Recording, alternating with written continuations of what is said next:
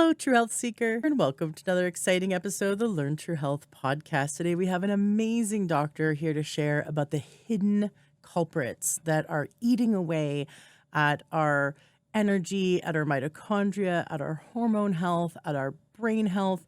And these are the things that you don't even know you might have. And so we dive into that topic today to figure out, is this your problem? Is this what's causing you to not be in optimal health, not be in true health?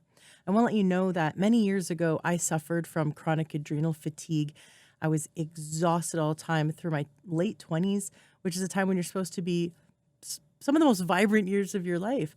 And I suffered from a lot of other illnesses, but that was one of them. And I overcame them using specific diet changes and specific supplements. There's so many supplements out there, and I bet you are like me and most health people or people seeking health. They have a graveyard of supplements that are collecting dust. So they tried, or maybe half a bottle, didn't do anything, and just kind of sitting there somewhere in a cupboard or in a box or in a shelf in the kitchen or in the bathroom. And you might feel a little burnt out from hearing supplement this, supplement that. And we're just being inundated with all kinds of supplements. And I got to say, though, takeyoursupplements.com is all about getting results.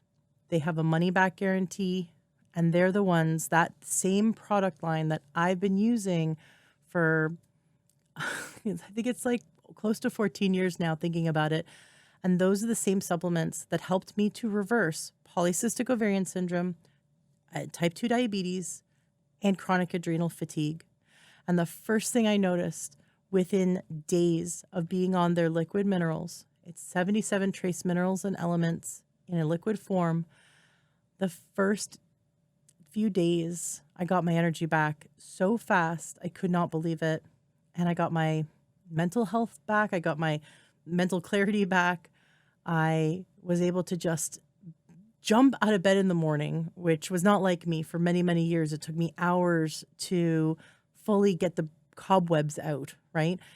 And I got to a point where I didn't even need caffeine anymore. I had so much energy jumping out of bed.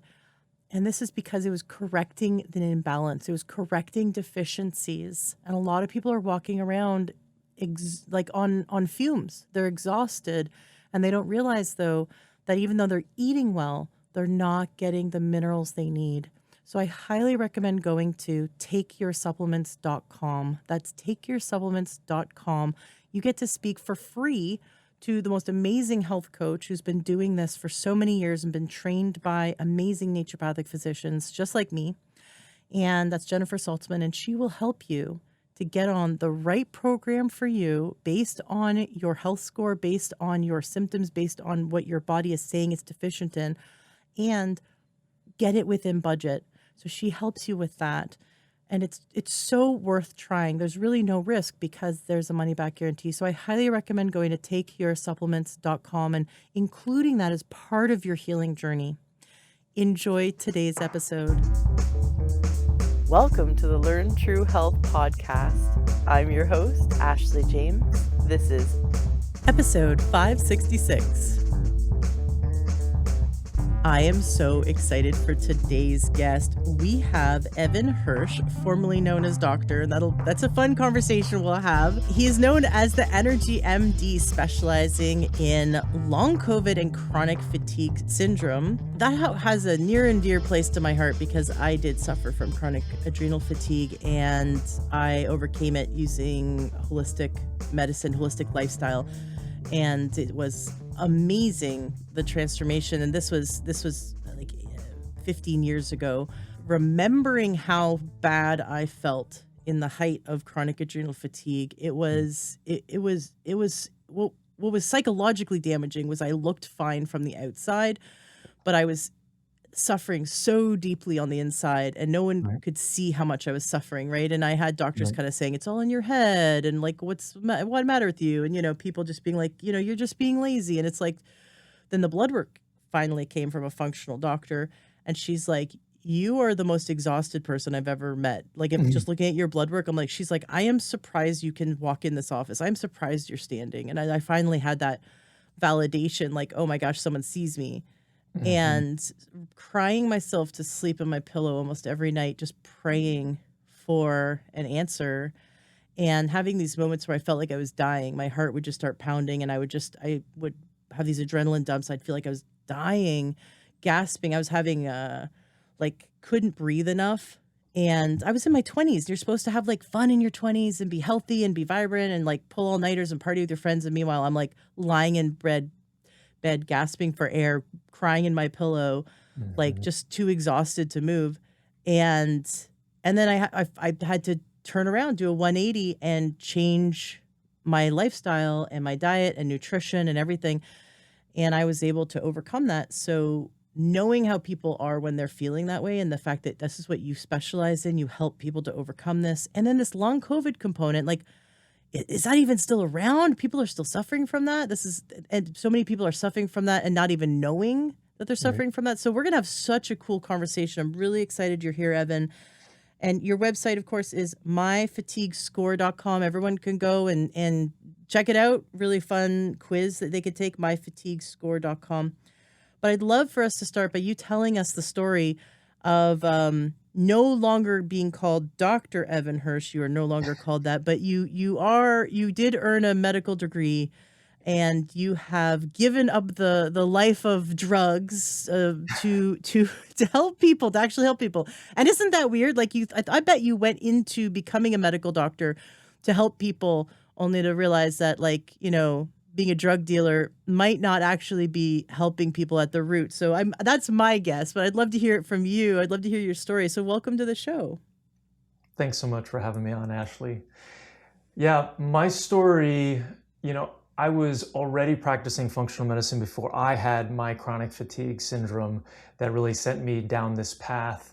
But, I went through medical school, conventional medical school, and then did a residency in family medicine. And I just had a lot of questions that the conventional establishment couldn't answer. So then I had to go outside of the conventional establishment and I learned about holistic medicine. I was board certified in holistic medicine while I was going through residency. I was trained in medical acupuncture. I was doing medical acupuncture in residency. So unfortunately, my patients had to be on those uncomfortable tables. They didn't give me acupuncture tables. So I'm like sticking needles in people while they're on like these uncomfortable exam tables. But alas, I was still able to kind of incorporate a lot of this. I then went into integrative medicine and functional medicine. I graduated residency in 2007. And I kind of went on my path. I started a micro practice where I didn't have any staff initially, and then saw a big demand and started to grow. And by 2010, had a very successful functional medicine practice in Olympia, Washington, where I had 10 employees at one point and 4,000 square feet of office space, and was really helping a ton of people. But what I didn't realize was that I had never recovered from residency. And then my energy started to get worse. So in 2010, I really started noticing that I had to start taking naps during the day.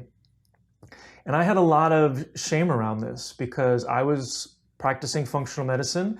I was able to help a lot of people who were walking in my door, and yet I wasn't able to help myself. So that was incredibly challenging for me and confusing. And so I started looking for help. I started seeing other functional medicine providers, specialists to try to figure out what was going on with me. And I found some answers. I knew from a functional medicine perspective that if I would replace the deficiencies that I had in hormones, vitamins, minerals, lifestyle habits, that would get a lot of what I was dealing with better. And so I got some advice from other practitioners and applied that to myself. And I got a little bit better. My energy was like a 3 out of 10, where 10's ideal energy, and it got up to like a 4 out of 10, maybe a 5 out of 10. But I was still napping underneath my desk every day. I had to lock my door because I didn't want anybody to walk in and find out that I really wasn't as great as they thought I was. And after napping under my desk, what felt like the 1,000th day in a row, about halfway through, maybe 2013 or so, of my 5-year journey with chronic fatigue syndrome, I was like, okay, this is BS. I know how to fix this. I just have to find all the causes that I have. I've always been very curious, and I love asking the question why. What's the why under the why under the why? It used to drive my professors nuts in medical school and residency. And so I knew that if I could figure out the whys, that I could get better. And so then I went in search of other causes, looked at the research, read books, went to conferences, and I went into environmental medicine, where I learned more about heavy metals and chemicals and molds. Then I did specific infection disease trainings, where I got better at Lyme disease, Lyme co-infections, Epstein-Barr virus, parasites. And then I learned more about nervous system retraining and limbic system retraining and amygdala system retraining. And so all of those things, as I applied them to myself, I just kept getting better and better and better, until I no longer needed to nap, until my energy came back online, until I felt great. And I wrote a book about it. And that really became my mission, to help 1 million people resolve their chronic fatigue syndrome. And so that was 2015, 2016, 2017, I wrote my book. 2018, I went online only when I learned that as a health coach, I could help more people. I could, as an unlicensed provider, as a health coach, you can actually practice across state and national lines. And when you're licensed as a physician, for example, you are restricted to the state in which you are in. So there are people who wanted to come see me who weren't able to, because they weren't able to travel to Washington State.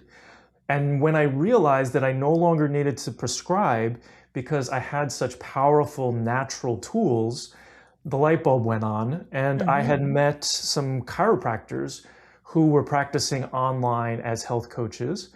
And I was like, wait, I can probably do this as well. And so I made that pivot in 2018 and have really never looked back. And then when COVID came around in 2020, we were uniquely positioned to help those people, because the causes that we're going to talk about today are very much the same, except for a different trigger, which is the spike protein. So we've been helping a lot of those people the last couple of years as well. I want to just address, for people that don't know, what is chronic adrenal fatigue? I would ask, like, what causes it, but I'm guessing there's just not one specific thing, like, oh, this one parasite. Like, it's multiple things. It's kind of this like perfect storm. But could you just lay out, for those who don't know, what is the perfect storm that causes chronic fatigue, and what is it in the body?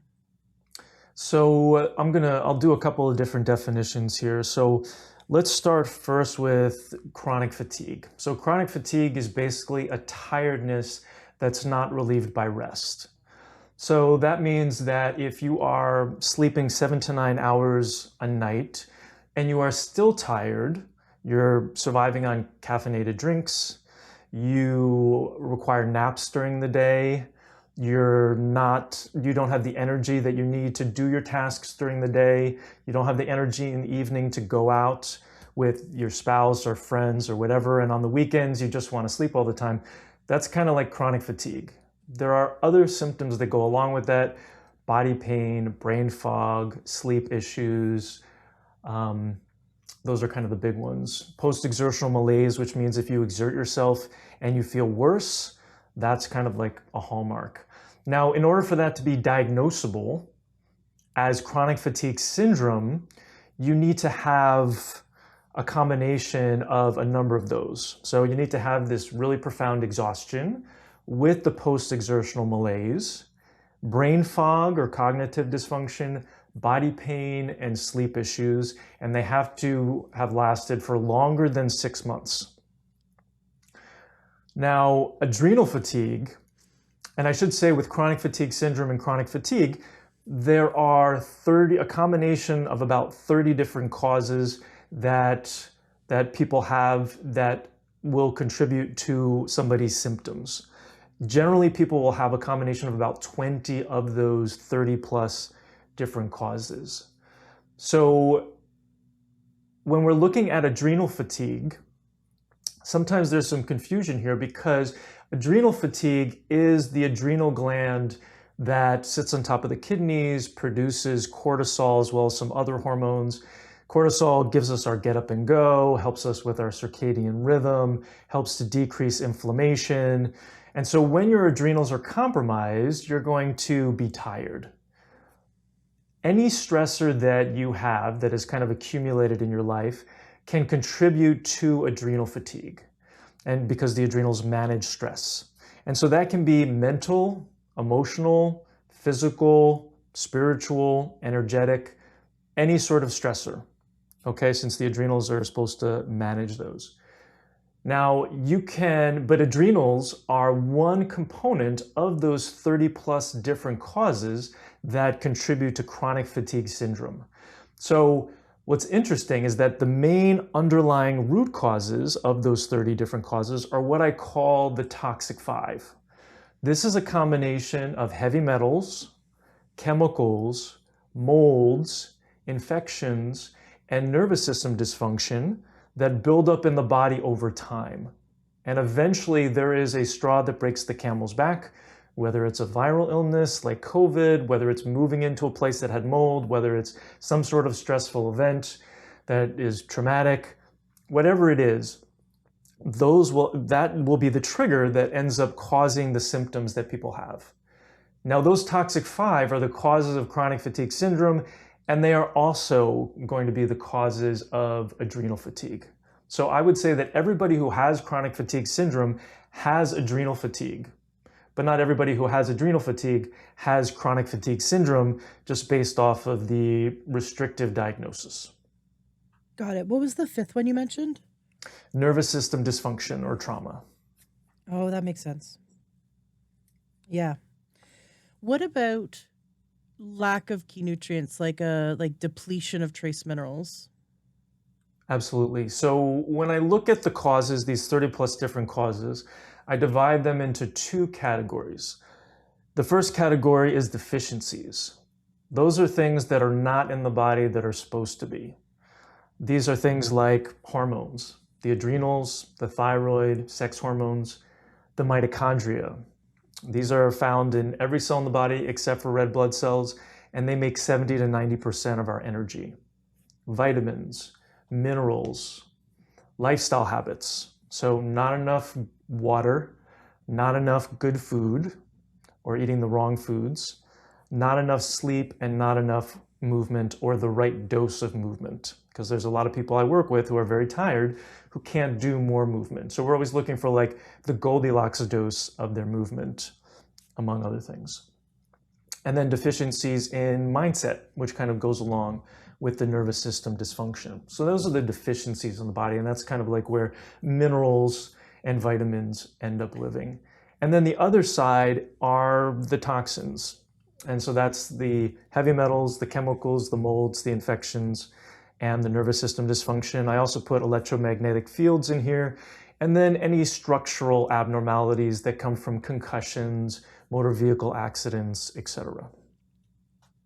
That makes sense, because when you're looking at it like a scale, right? Like you have something that builds you up and something that tears you down.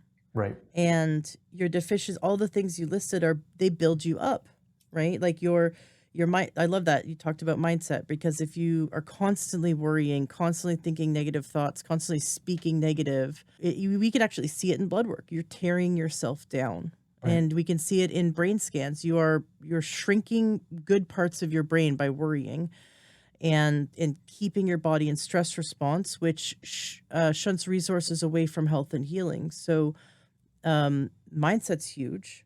Lifestyle, talking about just things that people often take for granted: water, good sleep, hygiene, right? Like walking, getting out in some sunlight. So these simple things build you up. Every single thing builds you up. It's just like depositing into your bank account of health, right?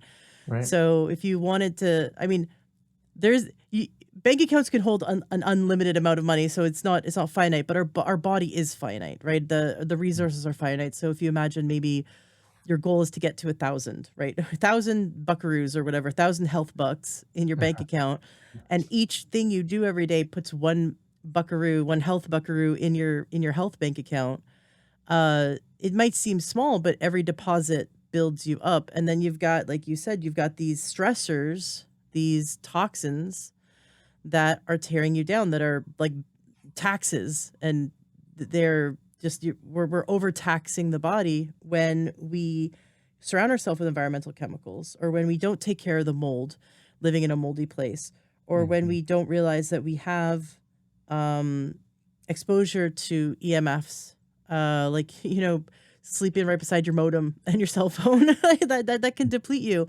But then there's parasites. Almost no one in mainstream talks about how we are exposed to parasites. And I just interviewed a woman who tested the water supply in Seattle and found that it positive for parasites. And municipal water systems in America, in the United States, I can't speak for the rest of the world, but we know here they don't test for every parasite. And it's common to have certain parasites alive and well that they thrive in chlorine. They don't get killed by it. And you have to use a what I think it's a 1 micron filter or better to get rid of this kind of stuff. But if you've, walked barefoot, eaten sushi, pet a dog, right? You could have an infestation. And Right. it doesn't always look like big worms, right? It can be microscopic, but you can have an imbalance. But also viruses, right? Like, just because you overcame a virus doesn't mean it leaves your body. You're Right. now, your body has to constantly keep it at bay. And there's plenty of viruses that kind of wait dormant for your life to kind of take a turn, and you to be super stressed, and then they kick in, right? So that's why we see Mm. people have these major viral problems later in life when something stressful happens, right? Right. Because emotional stress decreases the immune system. And that's why it goes back to mindset, like how we need to build up our ability to have a strong mindset, and have systems in place that we do every day to decrease and manage stress, and take that seriously. Because when stuff hits the fan in life, which it does, because if as long as you're alive, bad things are gonna, every few years something might, unfortunately, we lose a loved one, Right. change in job, house fire, car breaks down, like whatever things that we can't predict, but that causes so much stress. It's like all of a sudden withdrawing 500, health buckaroos from our bank account, and it might overdraw. And if it Right. overdraws, like that's when we're all of a sudden like hit with this, right? But chronic adrenal fatigue, my experience is that it happens over time. It's not like one day I'm fine, the next day I'm sick. It Right. it's so slow that you don't notice it. You just add. And I remember when I think back, I went from drinking lattes that just had 2 shots in it to asking the barista. This is like 18 years ago. Asking the barista, "Hey, can you put another shot in that?" And then I went to a quad. I get a quad latte, and it's like it's little things like that. Like I can look back now and be like, "Oh yeah, like I was sleeping longer. I stopped going to the gym because I was too tired. I stopped like Mhm. going out and socializing." But it happened, small little changes. I actually convinced my office manager that the office, for me to be productive, the office needed an espresso machine. And Mm. I was living off of like 8 to 12 shots a day, and then all of a sudden caffeine had no effect on me, and I just like, no matter how much caffeine I drank, it stopped, quote unquote giving me energy, because caffeine doesn't give us energy, it just blocks, I think it's adenosine, so the body, it's like taking Tylenol it doesn't stop a headache, it just numbs it temporarily, Right. right? So it just numbs you from feeling tired, but then all of a sudden I had such bad fatigue that caffeine didn't even work anymore, and the brain fog grew so much that it was just impossible to even function. But that's when I started to take it seriously. But if we could back up and take it seriously when you're like, hey, if you like say no to just going out with friends because you're tired, and that becomes a regular occurrence, or if you start asking the barista for an extra shot, these little tiny changes, little whispers, if we can catch it then, and make the switch, or like make some lifestyle changes, then start depositing more health bucks into your health bank account, you can turn it around. It's easier Mhm. to turn around then when it's a whisper. But I love that you lay it out. You lay it, not that it's simple, but that you lay it out so that people can clearly see the actions that they can take. Hi, my name is Jennifer Saltzman, and I am the head coach at takeyoursupplements.com. I wanted to share with you a testimonial that I received from a client of mine, one of the many success stories that I have, but this one just was very close to my heart because she's young and has struggled so much to regain her health and has had just such a phenomenal overcoming testimonial that I really wanted to share it today. She writes, "My name is Angela. I am 25 years old. I have been on a health journey that consists of an autoimmune disease, fibromyalgia, and other issues that left me feeling defeated and debilitated every day for 15 years. I have seen 8 different specialists, and many doctors have been in and out of physical therapy dealing with symptoms I thought would leave me wheelchair bound and in diapers by the time I was 30. Well, I am now 25, and after everything I've learned through Jennifer at takeyoursupplements.com, that definitely won't happen. Some things doctors have said to me have crushed my hopes. I was told to lose weight and that my pain would go away. So I lost 90 pounds, and the pain was still there. My days were short, and after a 5-hour work shift or even a day of running an errand or two, I was left debilitated. So the doctors told me the pain was all in my head because I was previously diagnosed with fibromyalgia, the only diagnosis so many doctors agreed upon because they couldn't think of anything else despite me having some form of an immune disease. I felt hopeless and as if life was going to pass me by. There were times when I tried hiking 1 or 2 miles and I was unable to walk or function for days after. I was missing out on trips and adventures, and as embarrassing as it sounds, I was having BM bathroom emergencies so frequently, it was ruining my daily function. I could go on about the ways I was ill and what it kept me from, but honestly, after the progress I've made, a long list of symptoms I used to have become a blur of the past. When I finally decided to check out takeyoursupplements.com, recommended through the Learn True Health podcast, I was immediately connected with Jennifer, who kept track of my overwhelmingly long list of complex symptoms and thoroughly created a personalized step-by-step plan. Her recommendations have changed my life, and the changes were practically instant. She put me on a complete digestive activation complex that has taken away all of my stomach pain, unnecessary bloating and gas, and she explained to me that the formula supports every stage of digestion from breakdown to absorption, designed to optimize stomach acid, bile flow, and nutrient assimilation. She recommended a cellular repair-focused diet, which not only has helped my stomach, but the food gives me energy and makes me feel really good. It reduces inflammation in my body, something no doctor ever told me about. When I first started with Jennifer, I took the takeyoursupplements.com health evaluation and I scored a negative 32. I just retook it and scored a 69. That's 100 points better in 5 months. Still room for progress, but my life nevertheless has been changed and I am so happy. My days have been much longer and full of adventure. I have hiked the 4,000-footer mountains of New Hampshire, something I never thought I would be able to do. I have had successful days of workouts, errands, and work. The Learn True Health podcast and Jennifer at takeyoursupplements.com have done more for me than any doctor ever has. And it all started with validation. I am now 25 and feel my life is just now starting. It's really hard to put into words just how much has changed for me. So I'll keep on living as actively as possible and learning as much as I can so I can finally take part in the beautiful things of life. I can't wait for the adventures to come with the hope I've been given through this program. If anyone out there hears this and feels their doctors are taking more than they're giving, give this a try. Thank you, Ashley and Jennifer. Your knowledge and expertise is a gift I cherish every day. Learn more and book your free health consultation today by visiting takeyoursupplements.com. So, how do they know if they have heavy metals or environmental chemicals or mold or, like you said, infections or parasites, like, or EMF, or nervous system dysregulation? Like, how would they know if these are the things that are taxing their system? What's the best way for them to figure that out? So I used to do a lot of testing, but over the last decade, the longer that I do this work, the less that I test. Because what I found is that with the people that I work with, they end up having all of these toxins and infections. They all come out over the course of 12 months. And when I've done the tests are imperfect, and sometimes the toxins come out and sometimes they don't.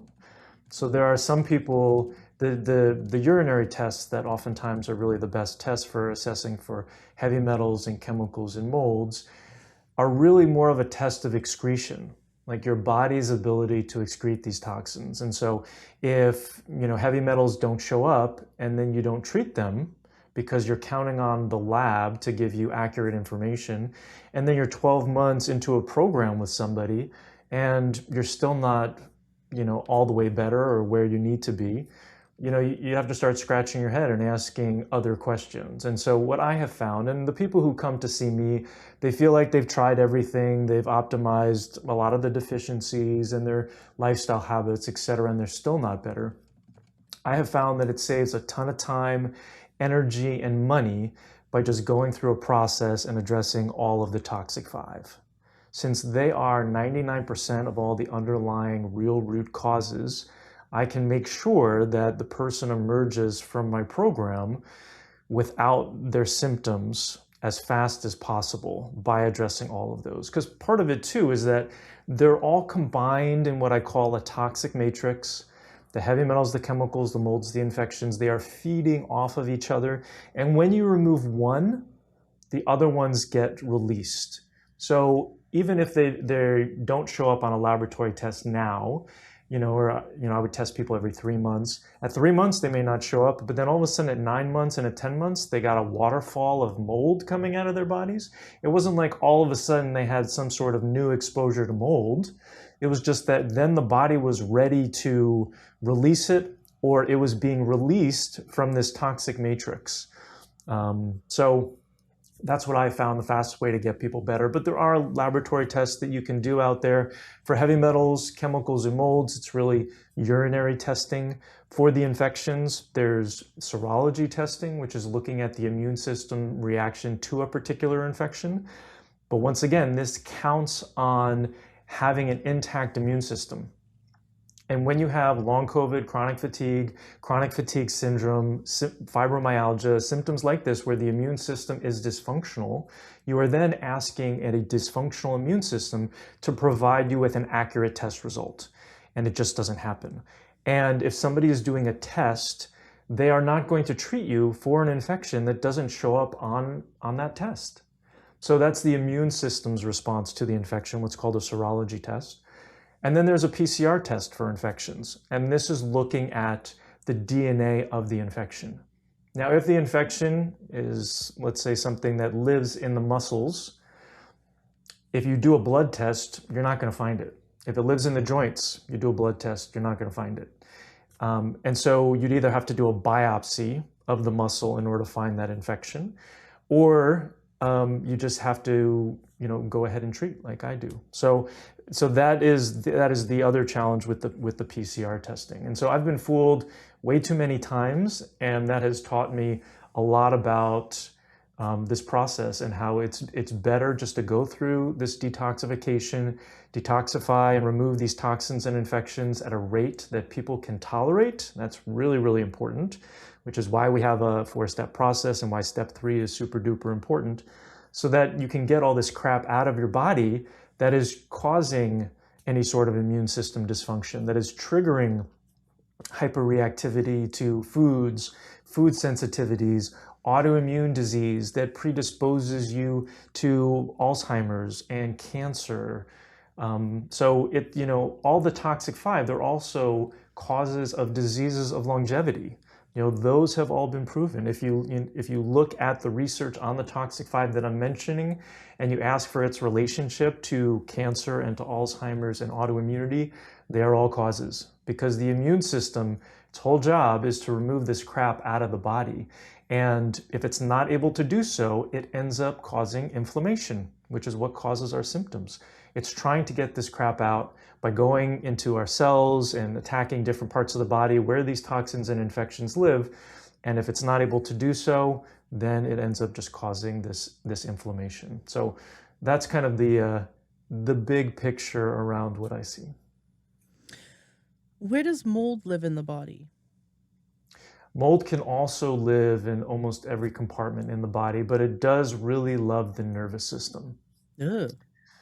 Yep, and so that's why brain fog and neuropathies can be caused by mold and mycotoxins.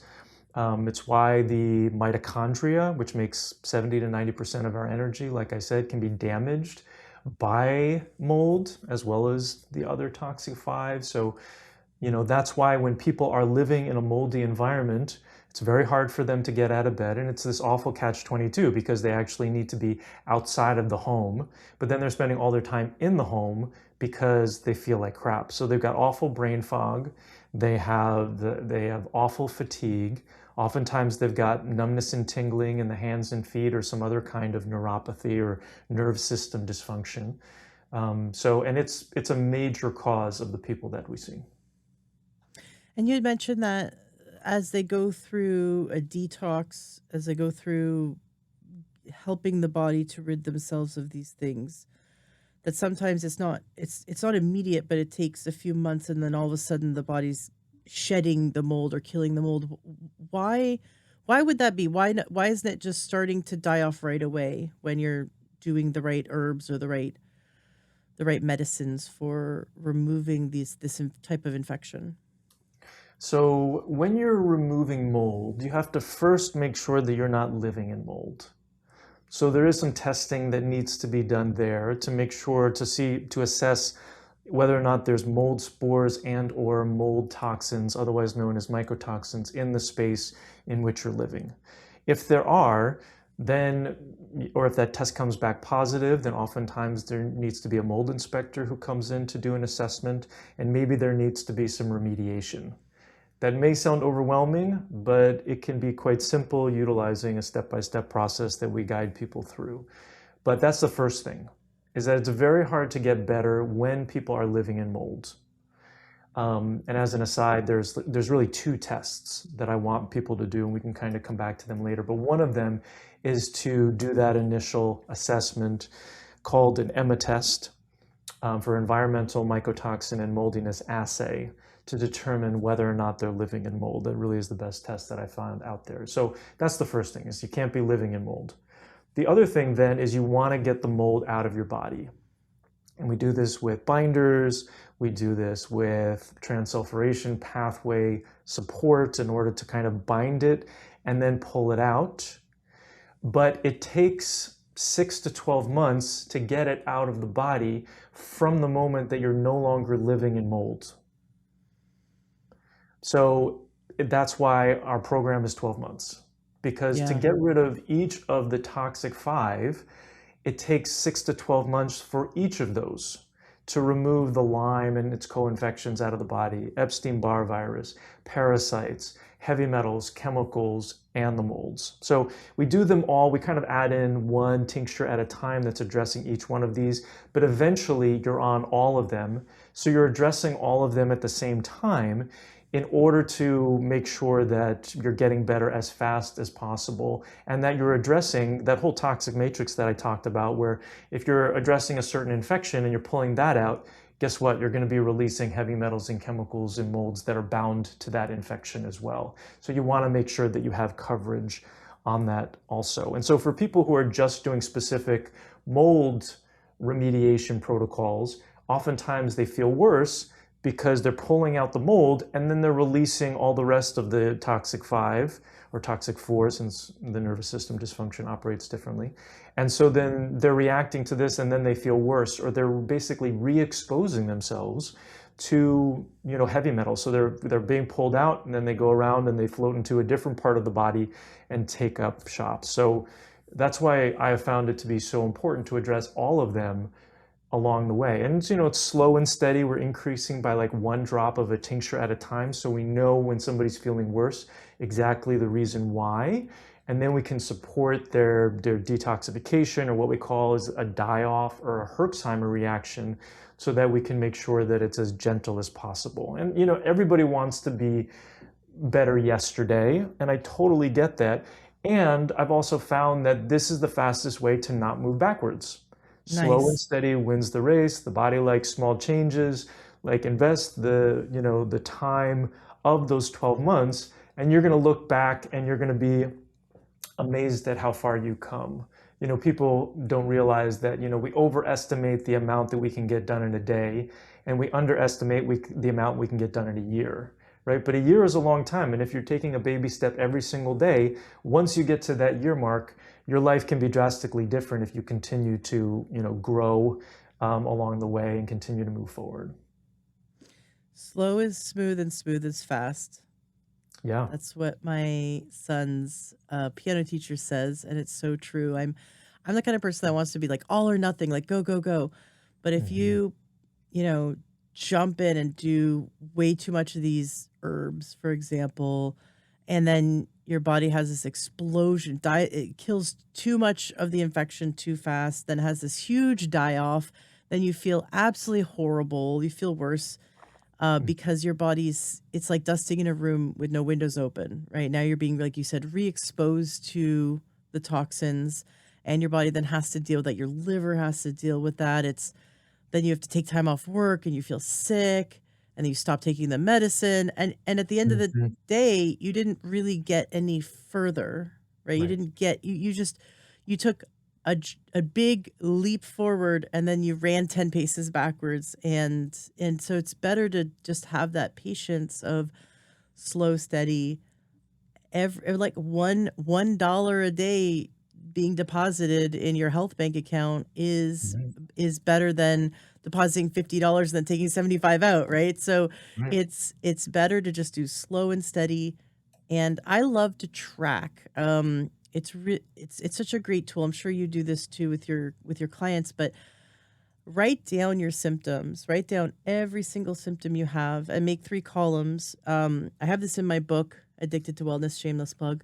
But you could just write it down. You write duration, intensity, and frequency of any symptom you have, and once a month do this. Do a little check in, and if you're making these changes where you're doing what Evan says every single day, making small steps towards better health, then you should see progress, right? You should look back and be like, oh, I only had 2 headaches this month, whereas last month I had 5. And it's just like these Yeah. little changes. Or, oh, I went for a walk every day this month and I didn't feel tired, whereas I couldn't have done that 3 months ago. Like, but if we don't write it down, we'll forget. Right. Well, I mean, you think you won't forget, but you'll Hmm. forget. We all forget how bad we felt 2 3 Hmm. months ago when we started something new, um, and then we stop doing it because we don't. Oh, this isn't working for me, and so I'm just gonna start. Oh, I ran to that supplement, but I'm not gonna take it anymore. Or you stop like protecting your sleep. Like go to bed. I used to go to bed like religiously 10 a.m., 10 p.m. every night kind of thing. And then life happens and it slips and all of a sudden it's 11, and then it's like 11:30, and when you let that slip over time, you start to feel it over time as well. And then you can look back and be Hmm. like, why am I so freaking wiped out all the time? Well, yeah, if you go to bed at 1 in the morning, that's why, right? Like, but Hmm. if you have a little diary where you track your symptoms every month, then you can look back and be like, why am I getting worse? Or why am I staying the same? Or hey, why am I getting better? I got to keep doing that. Or, oh, I'm getting worse. I got to stop doing that. Right. Right. So just checking in. You talked about not being exposed to mold anymore before you really start tackling mold, which is important. But what about if someone has previously lived in a home, or like I have a friend who has a moldy car or had a moldy car, or going to an office, or even in like children's hospital, turns out in here in Seattle, had a huge mold prod, black mold in their operating room. So think about not only the patients, but think about the staff that worked in those rooms every day being exposed, not realizing that they were exposed to a toxic mold, right? And then they finally figured it out, did the remediation. But what if you've been in a work environment or been in an environment, doesn't necessarily have to be a previous house, where you have been exposed to mold? Does that mold live in your body still even years later? Yes. So you may have had a significant mold exposure when you were 5 years old, and lived in some place for like 6 months, and it would still be in your body decades later if you didn't take the binders, etc., in order to be able to pull it out. So mold loves moist and warm, and what are we if not moist and And warm, right? dark, moist, warm, and Exactly. dark. Yeah. We are the perfect place for mold to grow.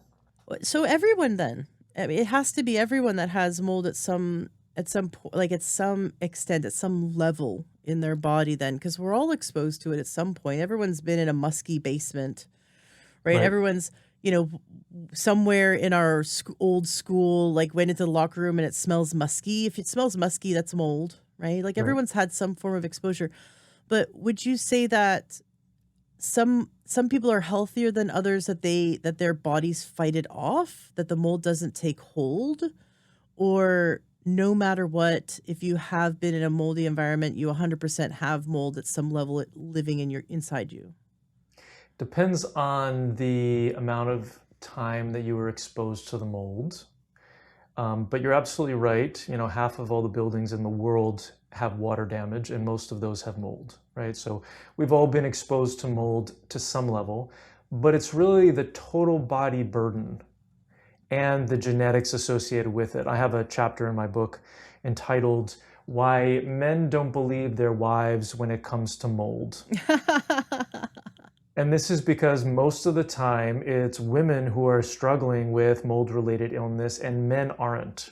And for some reason, there are particular genetics that predispose women to having more of a challenge with mold. So there is a genetic component, and then there's that total body burden where you might be fine with mold exposure, and then you're fine with having mercury exposure, like I did with tuna fish and mercury fillings. And then, you're fine having chemical exposure from eating pesticides on your food, in the 80s, because who knew about it? And we were microwaving all of our plastic containers with food in the microwave, right? And, had all these exposures. And then, you have a couple of breakups, and then you have, you get parasites from traveling to India like I did. And then all of a sudden it becomes too much for your body to handle. Right? So, that it is that total accumulation over time until the body calls it quits and engages what's called the cell danger response, where the body is like, okay, there's danger around me. I'm going to shut off the function of my cells. I'm going to turn down the function of the production of ATP by my mitochondria, which is our energy, so that I can rest and repair, and hope that by hiding, these offending agents, aka the toxic 5, will go away and that I will be okay. Now it just doesn't, and so ideally when somebody has this sort of thing happen where they're exhausted, like they should just be able to sleep for an extended period of time, and that will help. And granted, it will to some degree, not all the way though. You still have to remove the toxic 5, but that's generally what's happening to the body, is that it's trying to protect itself by decreasing its production of energy. Interesting. Is it that it's producing less and less energy? Like it's a means of self-preservation, but you'd think that the body would redirect that energy towards fighting it. Is that not the case? There's a number of different ways that the toxic 5 damage the mitochondria. So, you can, so the mitochondria is our main producer of energy. And so, that's what kind of like why I'm focused on that in this, particular segment of our conversation. But yes, the toxic 5 will damage the mitochondria, will disrupt its ability to make ATP, will try to take over its mitochondria has its own DNA, which is separate from the DNA of the nucleus, that will get damaged as part of this process. So there's the damage, and then there's also the cells saying, hey, there's all these toxic things around me. I'm getting stressed out. I'm just going to go to sleep. And what is the fastest? I mean, I know you have so much advice, there's so much to do, but if someone is in that position where their mitochondria is damaged and not producing, what are some of the first steps people can take to quickly get a boost of energy to quickly get like a leg up on this? Because sometimes people are so exhausted, they don't even have the mental capacity to do everything they know they need to do. So what are the things that like require the least amount of energy that give them the greatest return on their energetic investment so they can start on this path of healing? So the most remarkable thing that I've seen the last couple of years that is perfect for somebody who doesn't have a lot of energy is the nervous system retraining. So we Mm. added nervous system retraining to our program about 6 months ago because of the benefits that I saw. And so we curated our own program. Because the research on it really is significant. And so if you start doing nervous system retraining, and we can talk about our program and what we do, working on your mindset, working on your body, breath work, etc., in order to be able to change your nervous system, acquiring a vagal nerve stimulating device to stimulate the vagus nerve, which innervates back of the tongue all the way down through all the organs to flip you into parasympathetic and rest and digest and healing. Like that can be the fastest way for people to get better who don't have a lot of energy. There are also, when somebody has a level 1 problem, they can adjust their lifestyle habits and get better. So, oftentimes people will learn about what to do from a lifestyle habit perspective. So increasing their consumption of good filtered water up to 2 or 3 liters a day. 3 liters is definitely necessary when you are going through a detoxification process. Making sure that they're getting their Goldilocks dose of movement. If you feel worse when you exert yourself, don't do that, right? You want to make sure that you're only exerting the amount that you can without feeling worse. Otherwise, you're stressing out the body too much, and it's going to push you back. Removing things from your diet. So it's more about what you're not eating than what you are eating, in my opinion. So avoiding gluten and dairy and sugar and processed foods and alcohol. So mainly eating a protein and vegetable sort of diet. Meat and vegetable is kind of like ideal. If you can tolerate fasting, doing some intermittent fasting, that has been shown to be incredibly helpful, but intermittent fasting is also very stressful on the body. So you have to be, once again, you're looking for your Goldilocks dose of fasting. And then the last thing is sleep. Making sure that you're practicing good sleep hygiene, that you have your curtains blacked out, that maybe you're wearing an eye mask. Maybe you're taping your mouth so that you're breathing through your nose, which puts you more into your parasympathetic. Maybe you're going to bed earlier than you think you should. Generally 10 o'clock and earlier is kind of really what you're looking for when people have fatigue, which they're like, oh my gosh, how am I going to get everything done? Well, you just need to reprioritize. Maybe you need to delegate to your children. Maybe you need to ask for help. And maybe you need to say no. When you say no, saying no is a superpower. I remember hearing this Warren Buffett quote, which is when you say no to something, like people who say no to something are successful. People who say no to things all the time are uber successful. And I'm totally botching the quote, but that's kind of like the gist of it. But it's this idea that when you're saying no to something, you're saying yes to something else. And in this case, you're saying no to your friends, but you're saying yes to your health, right? If your friends are like, you got to come out with us. And being vulnerable with people and saying, you know what? I am struggling with health issues right now, and I really want to come out with you guys, but I have to start taking better care of myself. And people will appreciate that. Everybody knows somebody with long COVID at this point in time who's struggling with something, right? And so being really vulnerable and authentic instead of hiding behind and not responding to texts from your friends is really the way to make sure that you're maintaining those friendships, right?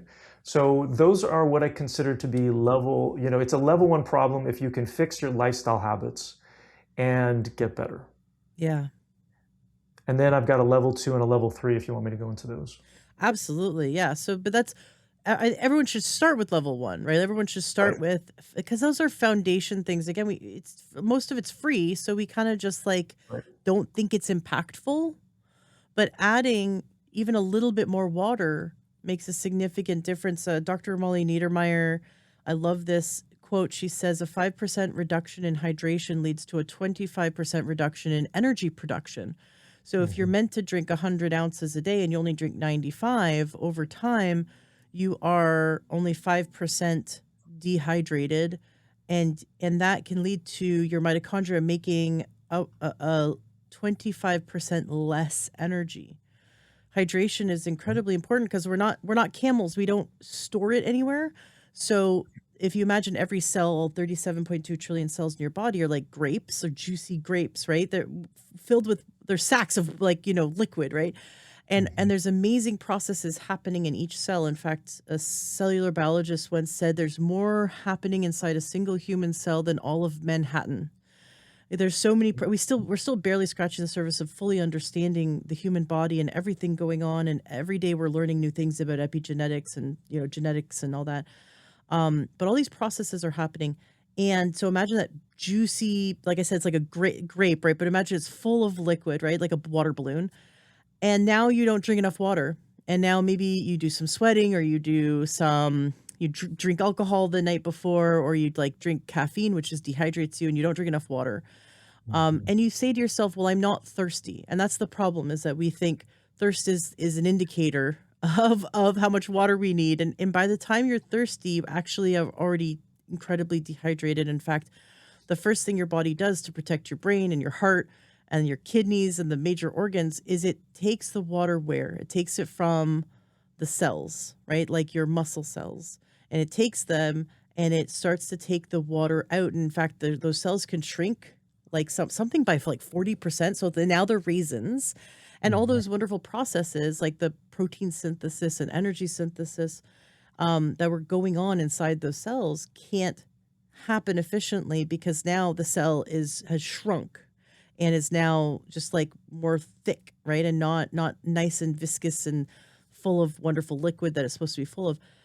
And what by the time you get a dehydration headache, your whole body is shriveled. Your whole body inside is like a raisin, right? Your brain is always like a raisin.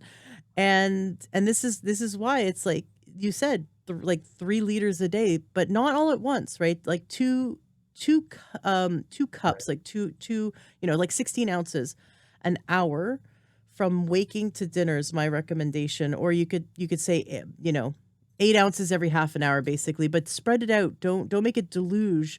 Spread it out like a fine mist, right? Constantly sipping on water throughout the day. But yeah, measuring it, 3 liters is a great goal for measuring.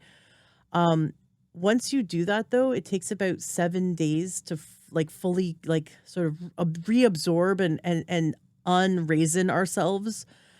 And you'll notice after 7 days, you have way more energy. Everyone does way more energy because now their body's fully lubricated, and now it's at full working capacity. The body cannot function when it's dehydrated.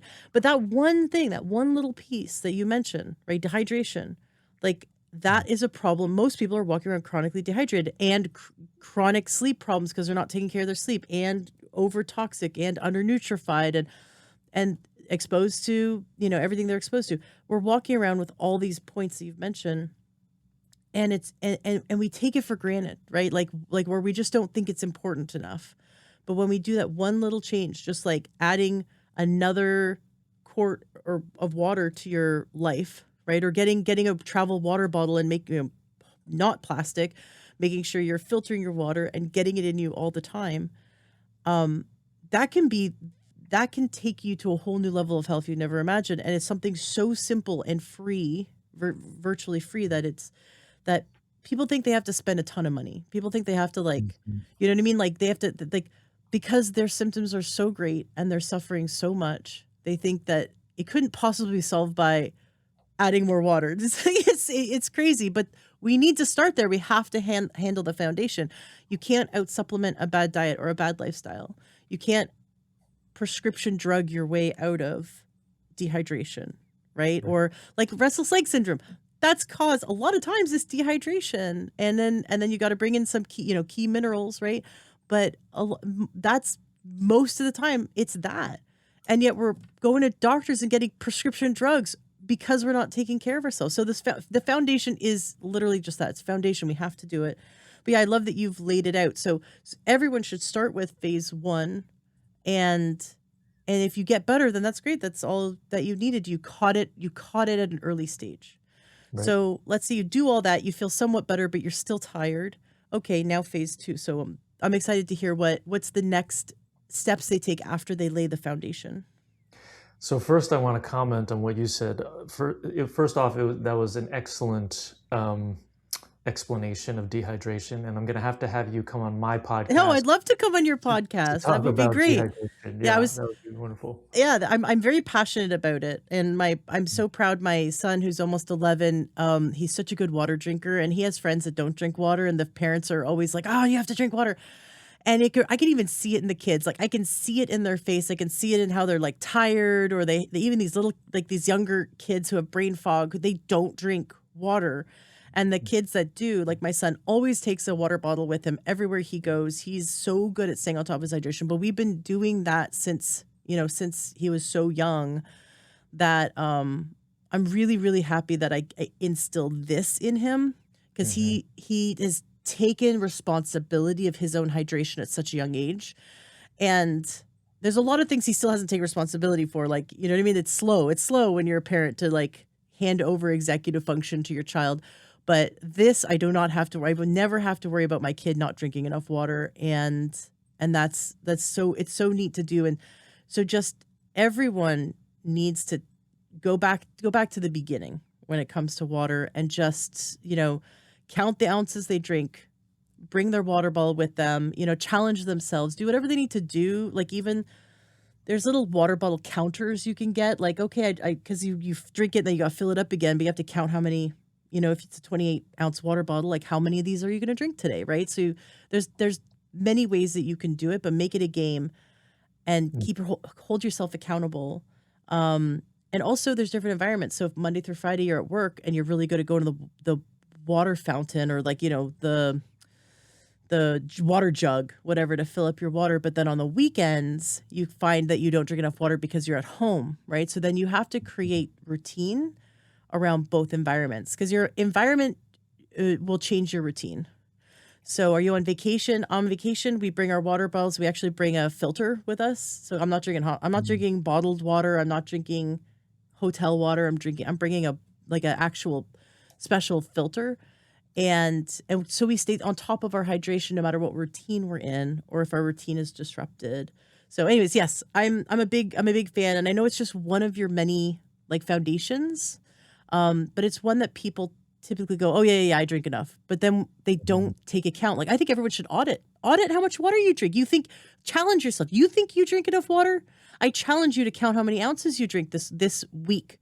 Not just one day, but take 7 days, count how, let's see if you actually are drinking, because most people aren't. Most people think they're drinking enough water, but they're not. Right. So yeah, I'll get off my hydration soapbox, but yes, tell me what is phase two? I love it. Well, a couple of other things about phase one. So the other thing too is that the adrenal glands manage your salt and water balance in the body. And so important. If your adrenals are not functioning correctly, you're not reabsorbing salt and water from your kidneys, which basically means that you're peeing out a ton of water and you're not able to hold on to it. So putting a little bit of sea salt into your water can also be really helpful. If you get a headache, it means it's too much sea salt, but oftentimes you can do it to taste. So for those who may think that they're having adrenal issues, and definitely, take some quizzes online or something before you do this, but you can, if you feel like you're craving salt and sugar a lot, you can put sea salt in your water and put as much as you can tolerate. And eventually your body will tell you that it's too much over time. I mean, I started off, I could put a whole teaspoon in 12 ounces of water. Wow. And now I can't put any in my water, because my adrenals are doing what they're supposed to be doing. So you have to make that move over time. The other thing that's important to note is that, like you said, we don't have a very good thirst mechanism. So when we're hungry, oftentimes we're actually thirsty. So I tell people, Yes. If you're feeling hunger, go ahead and drink a bunch of water and see if you're still hungry. So this can also help to kind of decrease portion size and whatnot. Now you want to make sure you're not drinking water with meals, so because you're diluting out your digestive juices. But you want to do this, on an empty stomach, drink your water, wait for, 15 minutes or so, and then you can go ahead and eat your food. And then the last thing I was just going to say about that, in terms of, why people sometimes struggle with consuming enough water is that, they talk themselves out of it, or that, they don't think it's important, number one. Number two, it does require a lot of management, where you're consuming your water and you're going to fill up again, and you're filling up with the right kind of water and is filtered, etc. But think about your thoughts that are not serving you. So if you're, maybe you're not prioritizing yourself. Maybe you're like, oh, I'll take care of that water later. Or, if it's not on your calendar, it's really not going to get done. So schedule it on your calendar, set alarms on your phone, and that can really help to kind of incorporate it into your routine. Now, you have to make sure when the alarm goes off on your phone that you go ahead and do that thing, that you get your water or you take whatever you're supposed to be taking, so that you can, and you just have to remind yourself, I'm doing this because I'm prioritizing my health.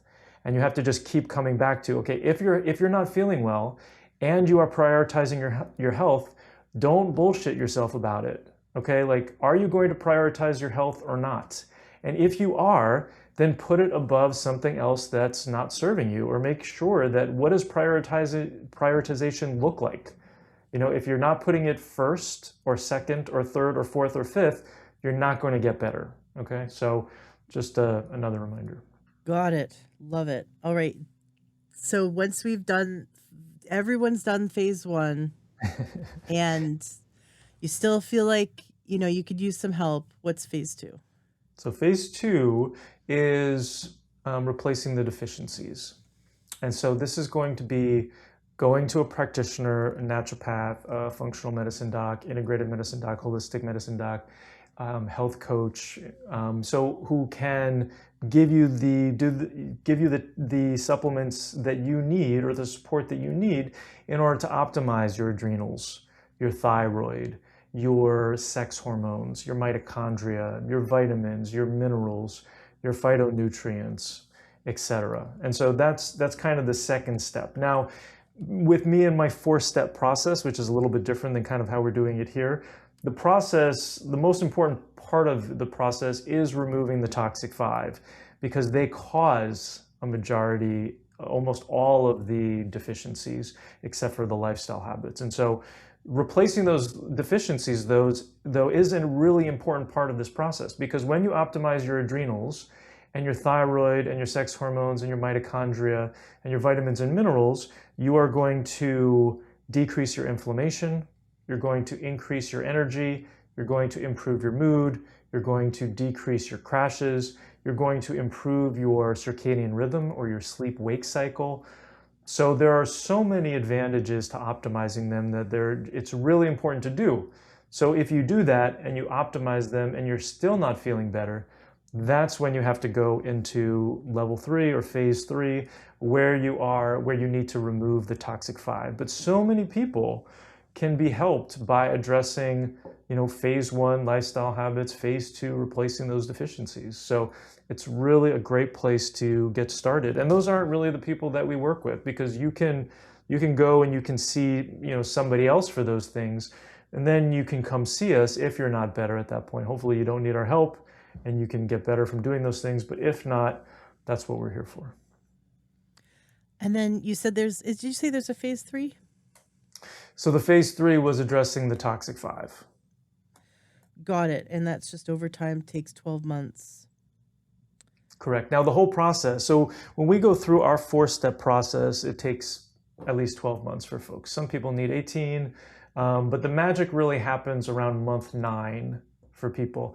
And that's when they've removed a significant amount of the toxins and infections, and have retrained their nervous system, where all of a sudden the lights come on at around month 9. And in our 4-step process, the first step is to make sure that we're addressing all the causes that an individual has. So when they come into our program, they fill out an intake form and I provide them with a plan. And then the second step is to replace these deficiencies like we talked about, because everything works better when your deficiencies are replaced, the lifestyle habits and the deficiencies, hormones, etc. And then step 3 is to start opening up the detoxification pathway. So this is opening up the liver and the kidney and the lymph and the neural lymph in the brain and the gallbladder and the intestines and the skin, all the ways that we get crap out of our bodies that are clogged when you have symptoms. And so, and we're introducing one thing at a time as we're going through this process, increasing by a drop at a time on these tinctures, making sure that we're assessing along the way. And then so that you can be prepared, everything is all preparation for going into step 4 to address the heavy metals and the chemicals and the molds and the infections. And nervous system retraining does happen from day 1. And then it all really kind of comes together around month 9. People oftentimes can have improvements along the way, but really the magic starts to happen around month 9.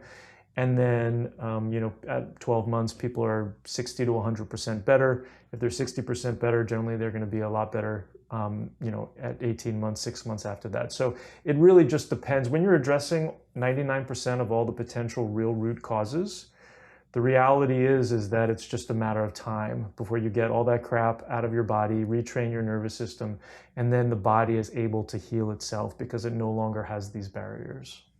Now, we've talked a lot about chronic fatigue and how there's this perfect storm of deficiencies and stressors that slowly eat away at us, right? So it's not this just one thing and boom, but there might be a one big event, like an emotional event, but we were already sort of going downhill for a while and maybe don't realize it, that we were depleted. Mhm.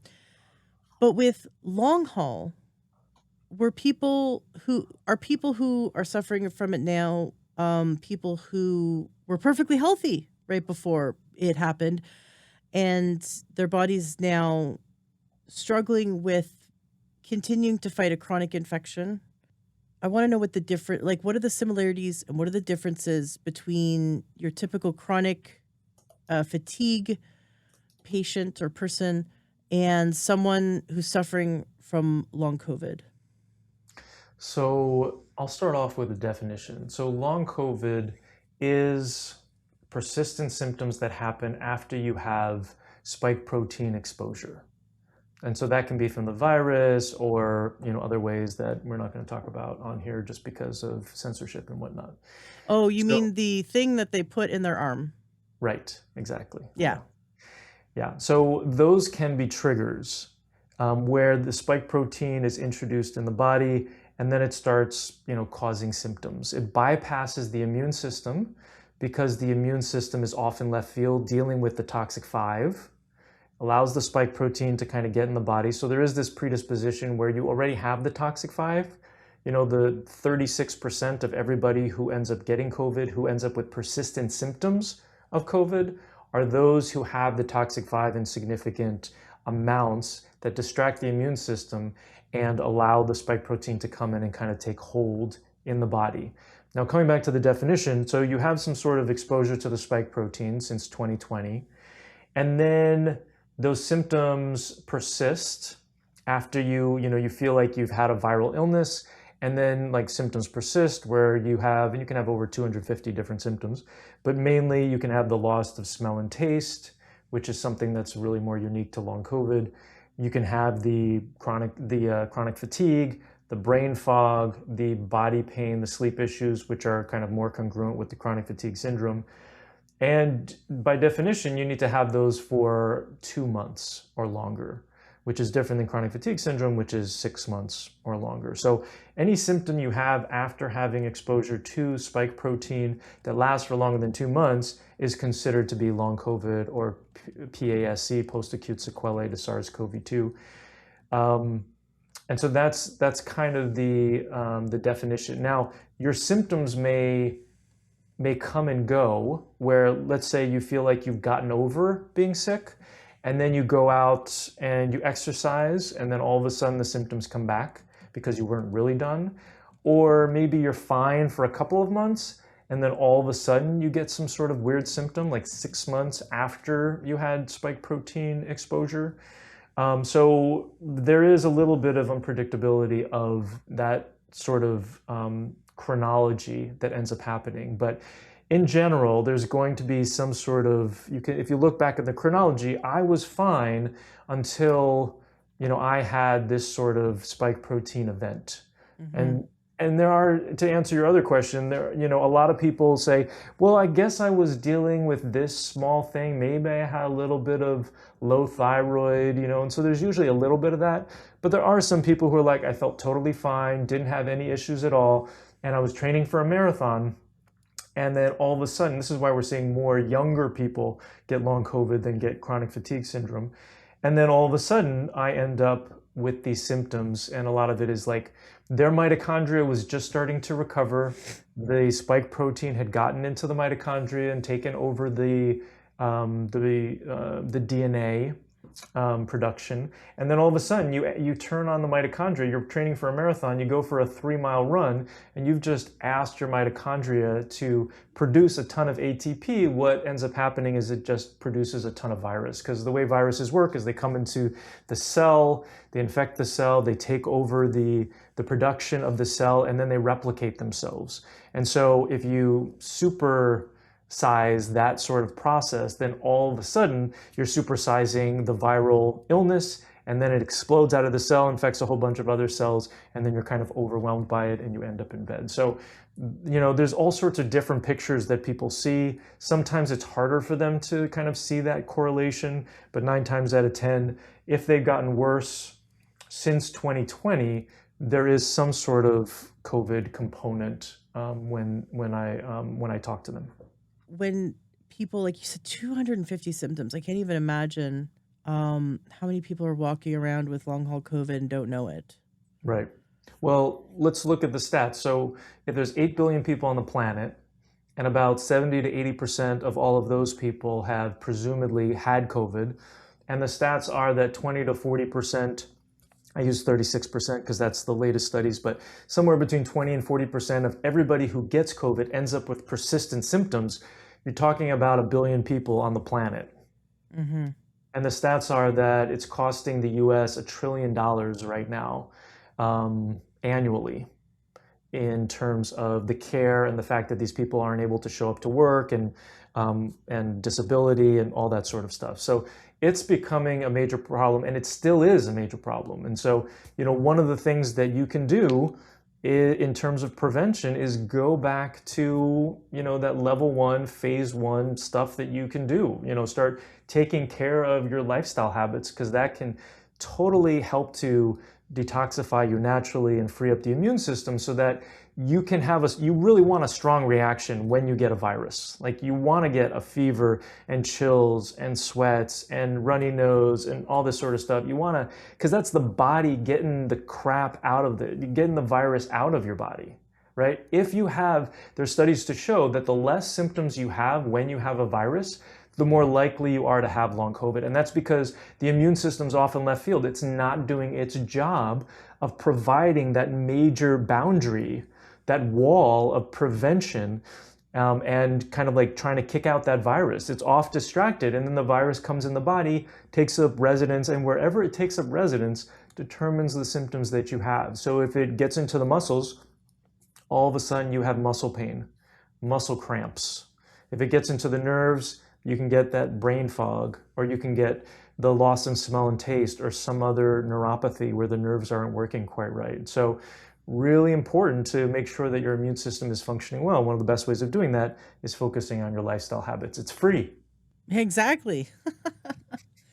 Yeah, it's sometimes, though, that's where we need a coach, right? Sometimes it's like, okay, I know I there's too much to do. I'm overwhelmed.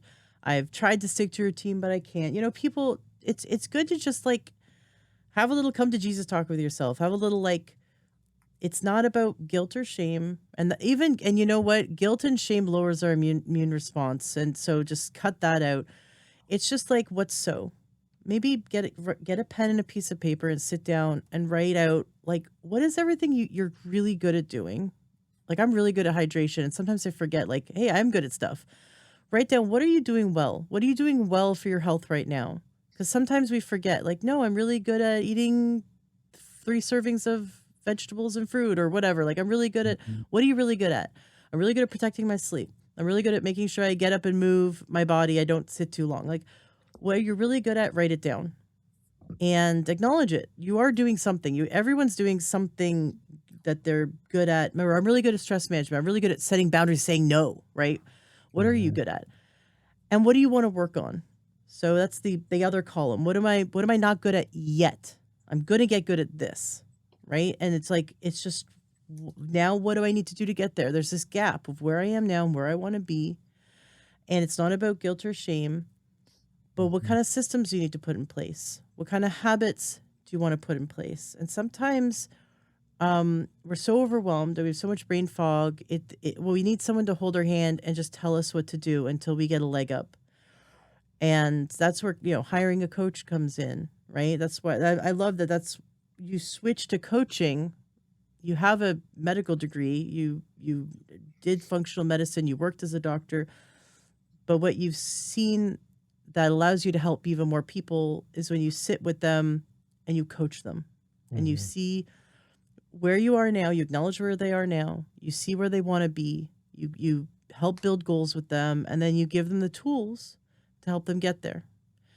Um, and that's why I love coaching because you're not doing it for them, right? They're doing the work, but you're just helping them organize it. You're giving them the tools they don't have. Sometimes we just need that little extra help, and And accountability. accountability and just even knowing that I'm gonna like that's why Weight Watchers work so well because not it doesn't work for everyone, but the people who it worked for, it was the accountability. Like I'm gonna get on the scale and someone's gonna write it down once a week, and I'm holding myself to that, and so that system, or even like Alcoholics Anonymous, right? Like I'm going to go to a meeting every day and I'm going to tell them that I'm sober today. And I said no to alcohol five times in the last hour because I'm going to that meeting tonight, or I'm going to, and just in your mind, it's mirror neurons.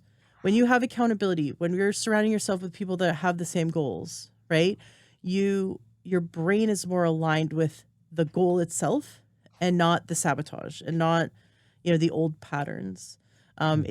It's aligning itself with new patterns. It's making new neural pathways, and so that's why coaching can be so important. We know we have to drink more water. We know we have to move our body, but why aren't we doing it, right? And sometimes a coach can help us see what we've been doing to keep ourselves stuck and how we can get unstuck, and these little things done over time, huge results. Do you have Right. any? I'm sure you do. Do you have any success stories you'd like to share? Sure. Yeah, I mean, we have almost 100 testimonials on our website, so I'll try to think about one of them.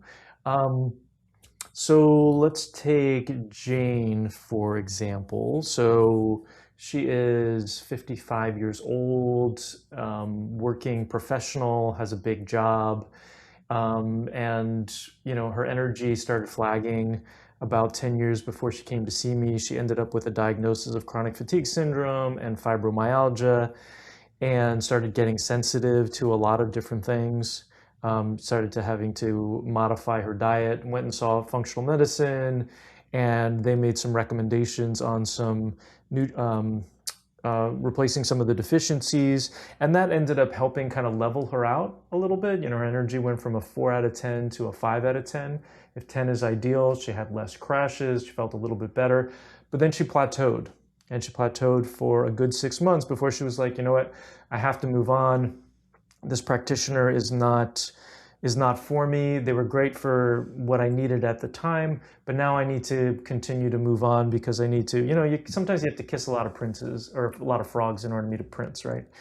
And so um, and so then she learned about us, and she realized that potentially there were other causes that she wasn't addressing. And she realized that, okay, it made sense to her that if we're addressing 99% of all the possible causes that she could have, that she would be successful. And she really did have to kind of wrap her head around this idea that it was going to take 12 months or more. Because she's like, I've been sick for so long, I really want to get over this, I want to be better yesterday.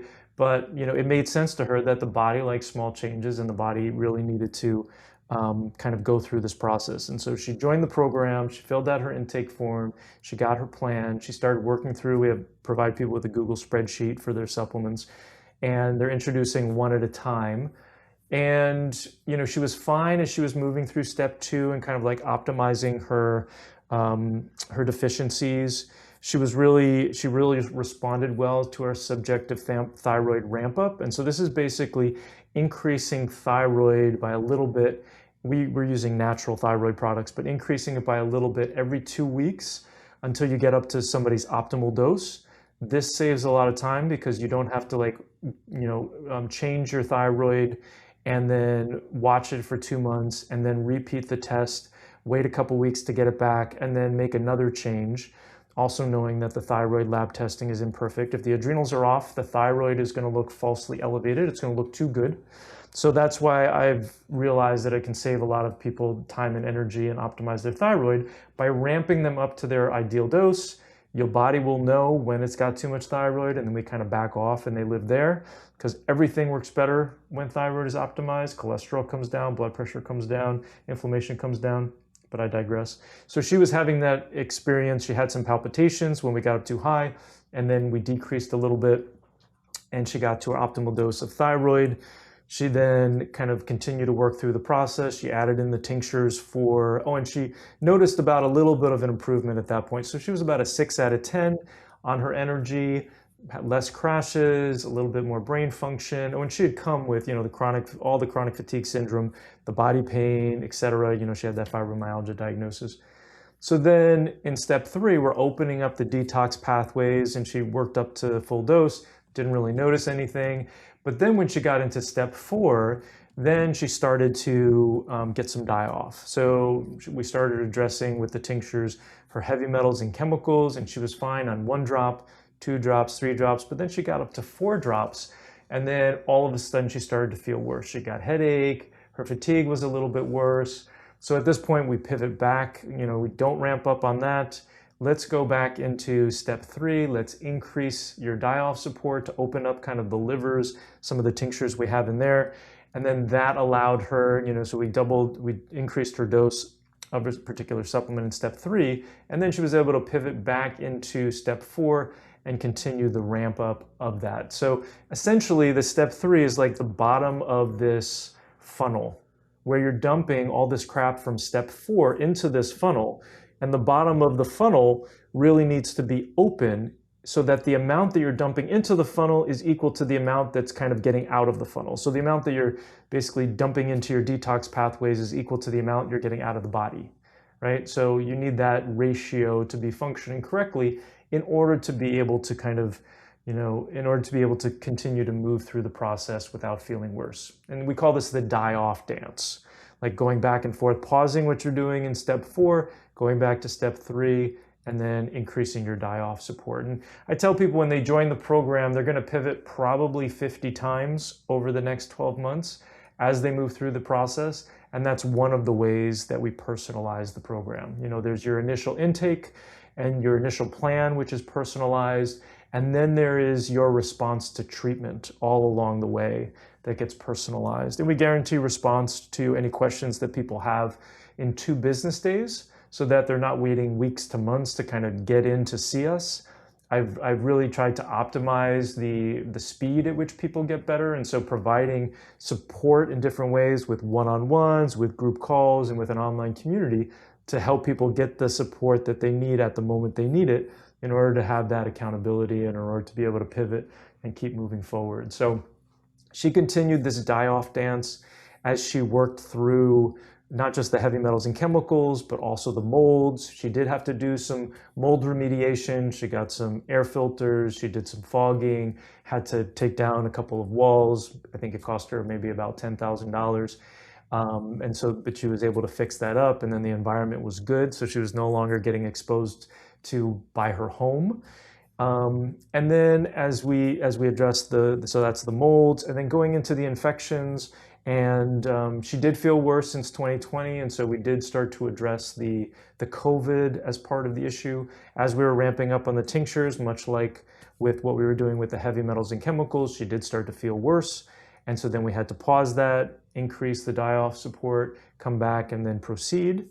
And whenever you feel worse going through a protocol like this, where the tinctures are really specific for certain causes, that really tells us what causes you have, which ones are most significant. So we saw that heavy metals and chemicals, we saw that molds, we saw that the COVID was significant. And then we got into Lyme, and Borrelia really wasn't an issue, but Bartonella and Babesia were definitely significant issues as she was ramping up. And then parasites were definitely an issue. So, at the end of that protocol, so she was on everything by about the 6-month mark or so. And then once she got around the 9-month, 9.5-month mark, all of a sudden she started to notice a lightening. Now, what ends up happening also with improvement is that it's not linear. You end up getting more good days per month, but the bad days oftentimes are just as bad. So, about month 9, or actually I think it was a little bit before that, she was starting to notice that instead of feeling like crap 7 days a week, she was feeling, I think maybe it was probably around month 6 or month 7, she was feeling feeling badly 6 days a week, but one day she was starting to feel better. And then the next month it was 2 days per week. And then the next month it was 3 days. Now the days that you don't feel better, and it's not consecutive, where it's 3 days in a row, it's like, haphazard. And the days that you feel badly, you actually feel like you're feeling worse because of the disparity. Where when you're feeling bad, it's the same bad that you felt before, but because her energy on a good day is like 8 out of 10, and she feels like when she's feeling bad, it's really a 3 out of 10, but in actuality, it's probably more of like a 4 or 5 out of 10. But it's that disparity. As humans, our brains are kind of wired to make these comparisons, and as you mentioned before, we forget a lot about how we used to feel. So and this subjective rating that I'm talking about of like out of 10, it's really subjective, and it really depends on kind of like where you're at. So it's nice to have somebody like me as an accountability kind of reflect that to them. But she kept getting more good days, and she was doing the mindset work and the nervous system retraining throughout this entire process. And once she hit 9.5 months, all of a sudden, the light started to come on even more, and she noticed a really significant difference. So she was, at 12 months, she was an 8 out of 10. She had steady energy. She was able to do some exercise that she hadn't been able to do in years. She was feeling really good. At this point, a lot of people are like, well, I'm feeling great. I'm just going to go on about my life. But she wanted to go to completion, and she wanted to make sure that we had addressed everything. So she proceeded on for the next 6 months. And as she did that, she got her energy up to a 9, and then even a 10 out of 10. And then she was able to wean off of the supplements as we recommend to make sure that all those things were being addressed appropriately. So the goal is really, to proceed at a rate that your body can tolerate, so that you don't feel so that you can go through it as gracefully as possible, and you can emerge with all the energy that you want at the end, for the next 50 years of your life, but it is that commitment. It is work, to follow a process like that and address all those causes. And so it does take a specific individual who wants to do that work. Our program is not for everybody. You've got to be willing to reach out and ask for help when you're not feeling well, because we're not at home with you. You have your one-on-ones in the program, but like on a day-to-day basis, we've got to know how you're doing. So when people reach out, when they have that accountability, and they are prioritizing their health, and they do want to get better, those are really the people who are the best fit for what we're offering. You mentioned thyroid, and I really want to go back to that, because you said that when the adrenals aren't functioning, the thyroid can show up as normal on blood work when it's not. Is that what I heard? Can you unpack that a bit more for us? Absolutely. And so I learned this from experience. I never learned this from any training. But what I saw was that, people's thyroid looked good and yet they still had low thyroid symptoms. And then I looked at the other hormones and if adrenals are compromised or the sex hormones are compromised, I was like, okay, well, let's work on the adrenals because I can tell from the laboratory testing. This is back when I did a lot of laboratory testing. Laboratory tests were, indicated cortisol wasn't functioning right, adrenals were compromised. So we would boost the adrenals and then we would take a look at the thyroid labs in another 2 months or 3 months or so, and they were lower. So we hadn't adjusted anything, but we saw that there was this unmasking, that the thyroid had been falsely elevating itself in order to compensate for other hormones. And so then by boosting the adrenals, then the thyroid showed its true colors. And then the lab is a lot more accurate and corresponded with the symptoms that people were having, where they're like, okay, yeah, your thyroid is in fact low. And that is the reason why you are having these low thyroid symptoms. Do you So recommend desiccated thyroid or just taking like supplements to support thyroid? Like what do you how do you help people to elevate their thyroid during this process? So the first thing is to optimize your adrenal function. So that will in turn optimize the thyroid. The next step is to optimize mitochondrial function best you can, even though there's a lot of damage going on from the toxic 5. But the mitochondria will improve the absorption of the thyroid. Then we want to optimize the conversion. So I use like a thyroid support complex to help with the conversion of T4 to T3. And then I'll use a glandular thyroid because, I don't prescribe anymore and I don't need to, but we'll use the glandular to kind of ramp up every 2 weeks until we get people up to their optimal dose. And then if they do have sex hormone dysfunction, estrogen, progesterone, testosterone, we're going to want to make sure that we support that as well. But we have somebody in our program right now who came into the program on a bunch of thyroid, and we started optimizing her adrenals, and then all of a sudden she's getting symptoms of too much thyroid, and she has to wean down now off of her thyroid medication. And it's just that she didn't have the proper support for her thyroid before she was given thyroid. Mm-hmm. Wow.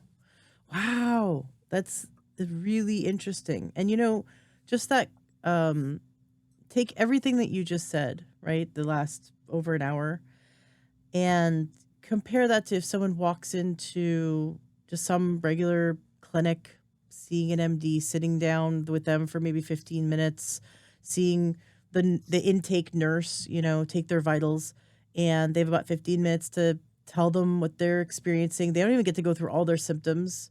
And then the MD gives them a sleeping pill, maybe gives them, they wouldn't even see that they're having thyroid problems because it's being masked, right? Maybe gives them an anxiety medication, right? Maybe gives them an antidepressant or antipsychotic, right? Um, Mhm. what do they got? What most people go to the system of medicine that is ill-equipped to support the body's ability to heal itself. It's amazing when it comes to like emergency medicine. Like I break an arm, I want to go to the ER, right? Like Right. I have, you know what I mean? I have shortness of breath and chest pains. Like probably go to the ER, right? Like just check, right? Just in case, right? Um, Mhm. if you have just infection, accident, right? Injury, like that's where they shine. But Mhm. the propaganda is that they shine for everything and that everything Mhm. else is quote unquote alternative, meaning less than.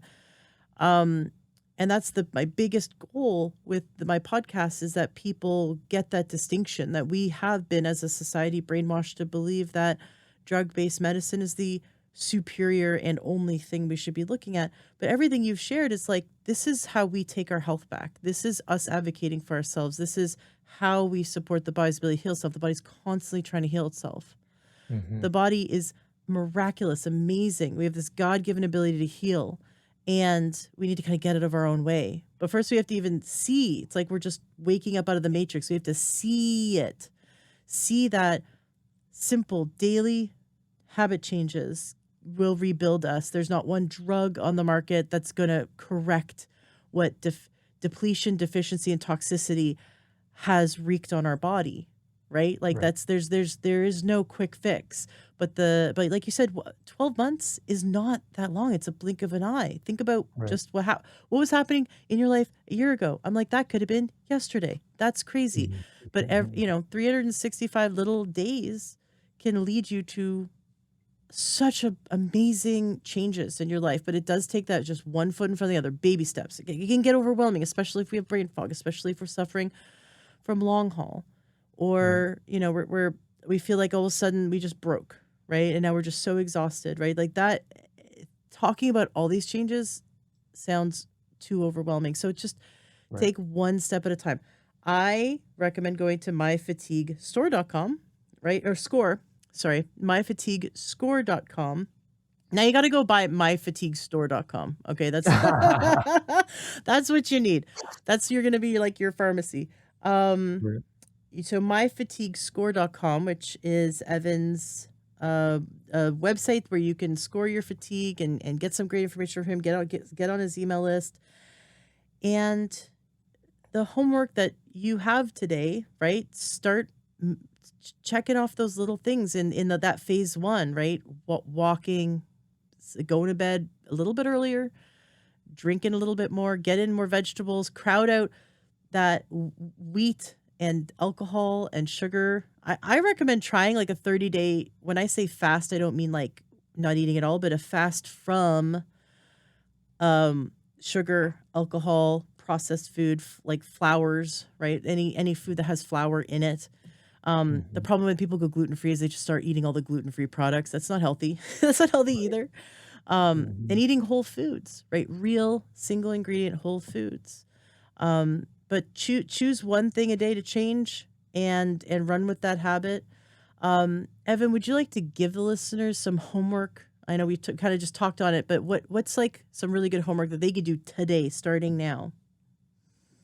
So I would say, besides going to myfatiguescore.com and taking the fatigue assessment to determine how fixable your fatigue is, um, I would say that you can just start drinking more water. Just start um, just start there. I mean, there's just so many different places to start. You can also just start with gratitudes. Just start Mhm. living in more gratitude, expressing 3 gratitudes a day to yourself. It can be the same gratitudes every single day. You can do thank you therapy, what I call thank you therapy, which is basically if you're lying in bed and you're tired and you really can't do 3 gratitudes, just say thank you until you actually feel it, because it's all about changing. These are part of the nervous system retraining practices that we recommend. But just by being, you cannot, where gratitude lives, anxiety and fear cannot live. Yeah. So really important to pick one of these things, and I would say that just change one thing per month. Just go slow at a rate that you can tolerate. Put it on sticky notes on your computer or whatever you want to focus on that month, and you will develop that habit. And the other important thing to remember about habits is that when you attach a habit to another habit, you are far more likely to complete that habit. So if you go into if there's something, let's say you go into the kitchen every single day and you consume a particular food or something like that, if you attach consuming water to that particular food, this is really an awful example, but you get the gist of, when you have a habit that you already have, if you attach something to it, you're a lot more likely to do that habit. Yeah, habit stacking. It's so helpful. Mhm. Like if you are always brushing your teeth, do the thing, like take that supplement or whatever, put it right by your toothbrush, and then you remember to take it. Mhm. Something you always do, and then link it to that. My husband, back when he had this exercise routine, but he kept forgetting to do it, so he would do it. He always brewed coffee every morning, no matter what. So he did his exercise routine while coffee was brewing. It was a very Mm. slow coffee brewer. So this was like a 15-minute. He would do these exercises up and down the hallway while waiting for the coffee to be brewed. And I thought he figured that out all by himself. He just came and told me one day. It's like, this is what I do while I'm waiting for coffee to brew. So I remember to do my exercise. I'm like, you just did habit stacking. I'm so proud of you. Yeah. So and also with habit stacking, um, remember to, like, if you only do something Monday through Friday, like I'm gonna listen to my Bible while I'm driving to work, right? If that's your day, and but you Mhm. want it to be a daily habit, then if you don't drive to work 7 days a week, then you've got to go, okay, either be okay with taking 2 days off, or go, and on my days off, I'll listen to it while I'm making breakfast for my family, right? So it's just like Mhm. you've got to pick the habit you're stacking it to. You've got to pick a habit that you do every day, or have contingencies. But that could be a fun game. So I always like to gamify these little things. Like maybe give Mhm. yourself rewards, or like go buy some stickers and put stickers on your calendar every time you drank enough water. And then at the end of the month, count up all your stickers and decide if you get to a certain amount of stickers, you're going to like take yourself to the movies, or just make something fun that you, or you're going to go treat yourself to a pedicure, or just something fun that's like you're looking forward to.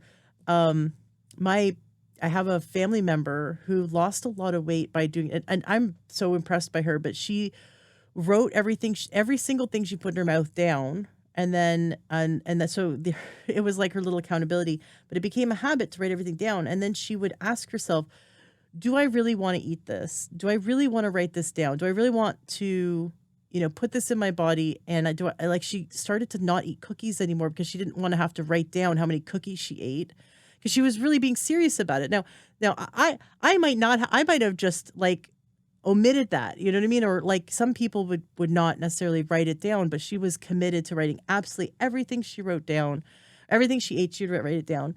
And then she started to really see what she was putting in her body. Like, wow, I didn't realize like how many cookies I'm eating, or how little healthy foods I'm eating. And that's a good habit too, because we Mhm. think we are eating, we really do fool ourselves. We really do lie to ourselves and think we're eating healthy. I have an intake form for my clients, and I ask what percentage of your meals comes from home cooked meals. And most people will say about 70%. And within about the first week of working with me, they go, because we actually analyze, we just kind of like go through their life, and they realize that it's actually more like 30%. People are lying to themselves that much. So they're getting most of their food from highly processed, or from outside the family kitchen, right? But they think Mhm. they think they're eating home cooked meals, or think they're eating healthy. But when you really look at it and you write it all down, you look at it, you're like, oh, I have some room for change. I have some room for things that I can adjust to make healthier changes. So just do an audit of how much you drink, an audit of what you're eating, an audit of how much you move, an audit of your sleep. Write it all down and look at it. So, because we lie to ourselves, and we kind of overemphasize the good that we're doing, and kind of downplay the bad, Mhm. the things that are hurting us. But if your goal is to get healthier, then do an audit of your life, and of the different areas of your life, and all these different, like the phase one things, right? And just take a look and go, where's there room for improvement? Because there's always room to improve. And you might be surprised, you might catch that you've been lying to yourself about a few things, that, and now look, good, there's room for improvement. So that would be my recommendation. In addition to what you said, I think the easiest thing we could do is add more water, for sure. Evan, it's Mhm. been so wonderful having you on the show. Thank you so much for sharing such amazing insights on how our body is burdened by everything it's exposed to, and yet how much power is in our hands to overcome this. And Mm. you can overcome it. And Absolutely. I'm so grateful that you're doing the work you're doing, so people who are suffering no longer need to suffer. This is something that everyone can overcome, and I'm grateful that you're doing this work and sharing this. And I'd love to have you back on the show at some point, and I'd love to come on your show as well. Sounds great. Thanks so much for having me on, Ashley. Hi, my name is Jennifer Saltzman, and I am the head coach at takeyoursupplements.com. I wanted to share with you a testimonial that I received from a client of mine, one of the many success stories that I have, but this one just was very close to my heart because she's young and has struggled so much to regain her health and has had just such a phenomenal overcoming testimonial that I really wanted to share it today. She writes, My name is Angela. I am 25 years old. I have been on a health journey that consists of an autoimmune disease, fibromyalgia, and other issues that left me feeling defeated and debilitated every day for 15 years. I have seen 8 different specialists, and many doctors have been in and out of physical therapy dealing with symptoms I thought would leave me wheelchair bound and in diapers by the time I was 30. Well, I am now 25, and after everything I've learned through Jennifer at takeyoursupplements.com, that definitely won't happen. Some things doctors have said to me have crushed my hopes. I was told to lose weight and that my pain would go away. So I lost 90 pounds, and the pain was still there. My days were short, and after a 5-hour work shift or even a day of running an errand or two, I was left debilitated. So the doctors told me the pain was all in my head because I was previously diagnosed with fibromyalgia, the only diagnosis so many doctors agreed upon because they couldn't think of anything else despite me having some form of an immune disease. I felt hopeless and as if life was going to pass me by. There were times when I tried hiking 1 or 2 miles and I was unable to walk or function for days after. I was missing out on trips and adventures, and as embarrassing as it sounds, I was having BM bathroom emergencies so frequently, it was ruining my daily function. I could go on about the ways I was ill and what it kept me from, but honestly, after the progress I've made, a long list of symptoms I used to have become a blur of the past. When I finally decided to check out takeyoursupplements.com, recommended through the Learn True Health podcast, I was immediately connected with Jennifer, who kept track of my overwhelmingly long list of complex symptoms and thoroughly created a personalized step-by-step plan. Her recommendations have changed my life, and the changes were practically instant. She put me on a complete digestive activation complex that has taken away all of my stomach pain, unnecessary bloating and gas, and she explained to me that the formula supports every stage of digestion from breakdown to absorption, designed to optimize stomach acid, bile flow, and nutrient assimilation. She recommended a cellular repair-focused diet, which not only has helped my stomach, but the food gives me energy and makes me feel really good. It reduces inflammation in my body, something no doctor ever told me about. When I first started with Jennifer, I took the takeyoursupplements.com health evaluation and I scored a negative 32. I just retook it and scored a 69. That's 100 points better in 5 months. Still room for progress, but my life nevertheless has been changed and I am so happy. My days have been much longer and full of adventure. I have hiked the 4,000-footer mountains of New Hampshire, something I never thought I would be able to do. I have had successful days of workouts, errands, and work. The Learn True Health podcast and Jennifer at takeyoursupplements.com have done more for me than any doctor ever has. And it all started with validation. I am now 25 and feel my life is just now starting. It's really hard to put into words just how much has changed for me. So I'll keep on living as actively as possible and learning as much as I can so I can finally take part in the beautiful things of life. I can't wait for the adventures to come with the hope I've been given through this program. If anyone out there hears this and feels their doctors are taking more than they're giving, give this a try. Thank you, Ashley and Jennifer. Your knowledge and expertise is a gift I cherish every day. I love it. It's so amazing to hear all the testimonials that come from the people who go to takeyoursupplements.com. My life was transformed. My life was transformed from takeyoursupplements.com, from the same protocols that are used through takeyoursupplements.com. And I'm just so grateful that we can spread this information and help those people who are praying for answers. And shame on the medical industry to hold back this information. It is so sad, but when you look and you dive into why is it that medical doctors who are well-intentioned are not even taught how to help people heal their bodies. Medical doctors are not taught. That's not in their education. They pay close to $500,000 in education, and they're not even taught how to help you heal your body and reverse and heal chronic illness. TakeYourSupplements.com and the amazing holistic health coaches that work there are trained by outstanding experts, these naturopathic doctors and research scientists who have developed these protocols that support your body to heal itself. And that's what I love. It's a totally different concept. It's not drug-based medicine. We're not treating symptoms. We're supporting the body's God-given ability to heal itself. So thank you, Jen, for coming and sharing that testimonial. It is one of thousands of testimonials and stories that we get from people whose lives have been transformed. And thank you for sharing that inspiration, because I know when I was sick and suffering, hearing the stories, the success stories of people's lives transformed through holistic health is what kept me going and drove me to keep seeking these answers. So go to takeyoursupplements.com. It's free to have a consultation, and they can work with any budget. They're amazing there. It truly is their mission. One of the things that really sets our program apart is that we take the time to understand the different categories of nutritional deficiency in an individual, design a program specific to that, follow up with them, and help them fine tune it as necessary. So nobody feels like they're out there figuring it out for themselves.